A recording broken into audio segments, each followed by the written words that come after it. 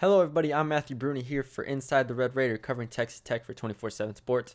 If you don't know who I am a interim publisher for the site for the next month or so. I covered the Super Regional for Texas Tech baseball against Stanford, and now we're looking at recruiting for basketball and football. Mark Adams and his staff added Bryson Williams from UTEP yesterday, and I wanted to take a look at his film. I covered North Texas for the past 4 years, and so I'm familiar with UTEP and Bryson Williams specifically, seeing him in person a lot the past couple years. I saw a good amount of this game against Kansas that we're going to be looking at today. He had 23 points and 12 rebounds, I believe. He is a stud, and he had a lot of potential that I think Texas Tech is going to be able to tap into next year. But I'll get into all my thoughts at the end of this. We're going to take a look at these plays individually as they happen throughout the game. So thanks for joining me. If you enjoy it, let me know what you think on the boards and send it to your friends, and let's get going. All right, so they're going to be playing Bryson Williams at the 5. A lot of times they play him at the 4 throughout this past season, but they're going, small ball here to try to give him some space. And as you can tell, he's comfortable with the ball in the post. He's not afraid. And then what happens here, I think, is also a really good sign for him. He's comfortable coming up, setting screens. They ice the pick and roll, swings it to him, gets a good look from 3, rims out, but that's a really good look. All right, let's see Bryson send screen again. Kansas is trying to be really aggressive with UTEP's guards for some reason, and it's really opening it up. Great job by Jamal Bienemy to drive it, kick it. There's Bryson Williams. All right, so here we go. Williams in the middle, great block. Now, I will say before we continue, he's not a great shot blocker. He doesn't block a ton of shots. A lot of times, like I said, if he's guarding a 4, he's on the perimeter.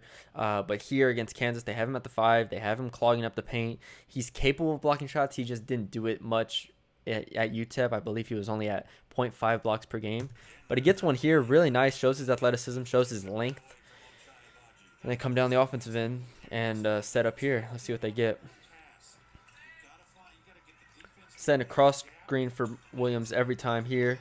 Get it to him in the post. Faces up. Light foot, I believe that is. Great move. Just a great move. Here, let's go back and let's look at this. I mean, he catches it in pretty good position here. He knows what he has. We got to clear out on the opposite side. It really gives him the one-on-one. He has these 3 guards right here are capable shooters. I'm not going to say they're great shooters, but they're capable shooters. He sees Lightfoot here. He knows he's quicker than him. Just really good step. That second dribble to get under the basket was really impressive. All right, let's keep it going. UTEP's beating the hell out of Kansas right now. Rescreen here. Great move by Bienemy. Bienemy used to play for Oklahoma, transferred to UTEP. We'll give it to him. Give it to him. He's feeling it. He is feeling it. That's 11-2 for UTEP. In good position defensively. Active. Good contest. Let's see. Boom. Nothing. Excellent rebound. He's everywhere. Oh, they called the travel. Great play, though. He's everywhere, man. All right, let's keep it going here. That's going to be another Bryson Williams post-up. He got a little break in the middle of the first half here. Against a bigger defender. Loves that spin move. A little strong here. So here we go. Another Williams post up here. He's not afraid. He's going right at him. Good left-hand finish on the other side of the block. He's got great feel around the basket. Uses either hand really well and has spin move. Has really good footwork. As you can see here, not backing down from guys who are bigger than him because he's quicker than them usually. I'm interested at Texas Tech if they would play him at the 5 or the 4. I assume 4, but he is, a long enough guy to where they could slide him to the 5 and really have really potent offensive lineups there with him at the 5. So we've seen him shoot. We've seen him post up. He's made some, missed some. He's had a really good – I think at this point he has 6 rebounds. So, he's doing great against Kansas to start this game. I keep pausing it and going to look for more clips, and it's literally just the next play. I can literally just let this play through. Bryson Williams This is the best game of his last season, so I don't want to make y'all think he's Hakeem Olajuwon here, but this is what he's capable of. This is against Jalen Wilson. Look at that. The defense and then the range on the rebound here to contest the shot here. The ball goes on the opposite side of the rim, and he snags it. That is very impressive. It shows his length, shows his athleticism, shows his defensive intensity. I mean, we're talking about a guy who he's going to be going into his 6th year this next year at the of college basketball. So he knows what he's doing. He's aware and he's comfortable. He got pushed in the back there. Not a great pass either, but yeah. All right, so at this point in the game, I know the scoreboard's not up. I believe it's late first half. He's shooting basically every time. He's really feeling confident. He has a bounce to him. He's not making every shot, obviously. He only had 23 points, and at this point, he's probably scored half of that. But good Lord, he's just so energetic every time he's on the floor, and every motion, everything he's doing, he just has a bounce to him. Like, look at this. No, that's disgusting. Again, did he do this all season? No. But is he capable of doing this? Yes. He's so skilled, man. He's so skilled. He knows what he's doing. And this is against McCormick, who's a really, really good player for Kansas. If y'all remember, McCormick dominated Baylor in that when they had he gets a stop, you know. And is this a textbook stop? No. This is what I worry about with him at the 5 in the Big 12. He is significantly smaller than McCormick here, but he walls up. He's smart. Gets a stop. All right, here we go. We got Williams again coming. He probably sets 50 screens this game. Pops this one really deep. I wish he was a little closer there so he could have caught and shot it. This against Jalen Wilson. Takes it really strong at him. Really good take.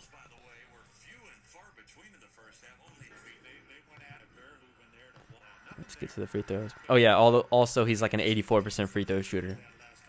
Gosh. Bryson Williams just dominates this game. He's got Jalen Wilson on him, who's almost his height, but it just doesn't matter.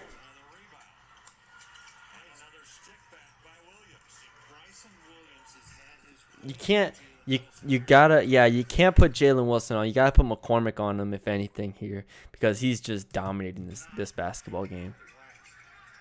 And that's where I think he can really thrive for Tech, is at the 4 position. I'd love to see him at the 4-5 sparingly, maybe if they just need offense. But the 4, I really think he's matches up well, and he can defend. He can do what he's doing here if he plays the 4. Not great defense, but hey, it got the job done again. So Kansas is back in front now. A lot of it's just been their ball pressure on UTEP's guards, and they haven't been able to handle it very well. There's another shot. Good offensive rebound. Also, I should add, Kansas basically just put Marcus Garrett on him and just been running around fronting him and trying to deny him everywhere, so he hasn't been able to get the ball as much. Really good adjustment from Coach Self. Obviously gives up an offensive rebound here. They haven't been able to get him the ball in the post, but here's a good possession. Again, I love this cross screen action. Force the switch. Boom, gets the ball to him. They try to bring a double team. Really good move. Just can't finish it. Can't quite finish it. I thought he had that. All right, let's see this possession here. They got Williams. Oh, Kansas basically went small, so they have Williams on Garrett here. Verhoeven with a really good denial for UTEP. Got to find a way to get the ball to Bryson here, but Boom continues to push here. And they're in the bonus. All right, we're watching it together here. Let's see. Switches the screen well. Good effort. Just watch him off ball. He's really fighting. Really keeping McCormick out of position here. I'm just watching Williams this whole time. Great play. Kansas is making UTEP look like the damn Warriors. They're just incredible. I don't understand what Kansas did this game, but here we go. Williams handoff. It's going back. Same exact play. Y'all know where it's going. Hard double. I don't mind that. I don't mind that. It's hard. It's hard, right? Because obviously we want him to see this backside cutter. In the heat of the moment, you assume that they're just rotating down, so you have a pass here. It's really hard. That's a really hard thing to see, especially with two guys on this side. I'm not going to fault him for that too much. I honestly think this is a really good play because you still have two on you. You have a 4-on-3 here. So if Boom is in better position here, this is a quick reversal into an easy three. Instead, he catches at the damn Jayhawk and has to shoot from here. It's not bad. You get an open look here for the win against Kansas. I don't mind it. All right, here we go. Bryson Williams on Marcus Garrett. It doesn't get any more real than this. Marcus Garrett in front of you. They're even coming to set a screen, it looks like, to try to get a switch.